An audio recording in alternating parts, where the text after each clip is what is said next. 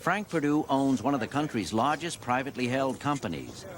His personal fortune is estimated at $100 million, and he made it all selling chickens. He's in New York this spring morning to launch a new product, chicken frankfurters, with as much hoopla as his public relations team can muster.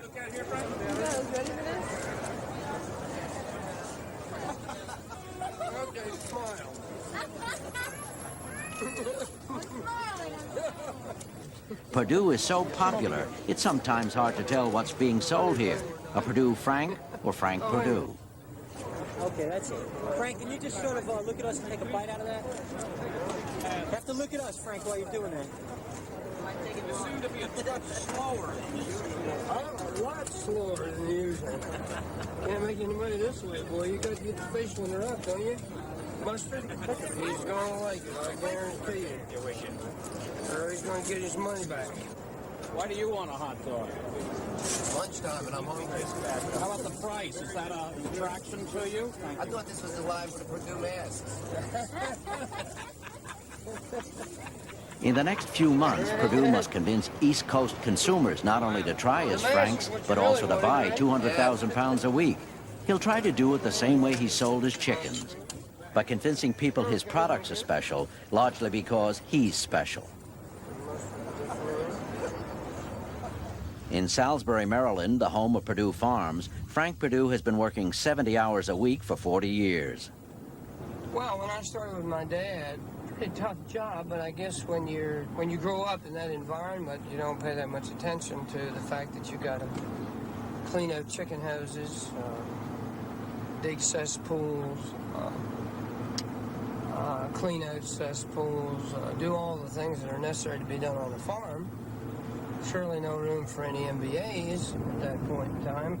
I mixed feed and a very crude old feed mixer, and we put it in 100-pound bags and we haul that around to our 2 farms that we had. We had about 2,000 hens, and we had a small hatchery, very small hatchery that would maybe hatch 20,000 chicks a week. We hatch 5 million a week now. This is the Perdue complex, where 260 million chickens will begin and end their lives in the coming year. And when they eat, they'll eat Perdue chicken feed produced by the Perdue mill. Each day, 250,000 chicks are hatched at the complex. Perdue keeps a breeding stock of over 1 million hens and 100,000 roosters just to keep these chicks coming.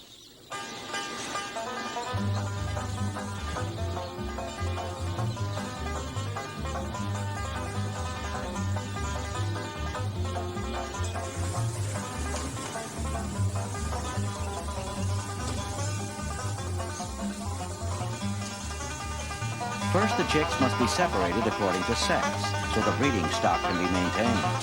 How do you tell a male from a female? By its feathers, but only if you know exactly where to look. A sexer can sort 1,000 chicks an hour with over 99% accuracy. After sexing, the chicks are debeaked. The tips of their beaks must be seared off to prevent them from pecking each other to death.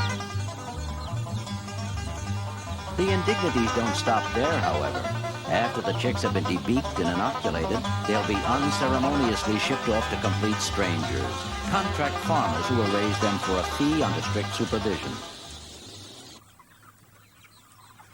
A typical chicken house contains from 15 to 25,000 birds. Special care is taken with their feed, a mixture of corn, soybeans, vitamins, minerals, and marigold petals, which are added to turn their skin a bright yellow, a Perdue trademark. But feed is expensive, so the chickens are bred to mature faster, so they'll eat less food, so they'll be more profitable. It takes around 11 weeks now to get a bird that weighs 7.5 to 7.75 pounds live. It used to take about 13 weeks to get that same weight. The feed conversion on them, we worked very hard on that. The feed conversion on them, we've gotten down from about 2.65 pounds of feed to make a pound of meat, and about 2.30 pounds of feed to make a pound of meat. That's remarkable progress from the standpoint of cost and getting the cost down to where you can sell the bird as reasonably as possible. Chickens that are deemed genetically superior will end up as breeding stock. Others won't be so lucky.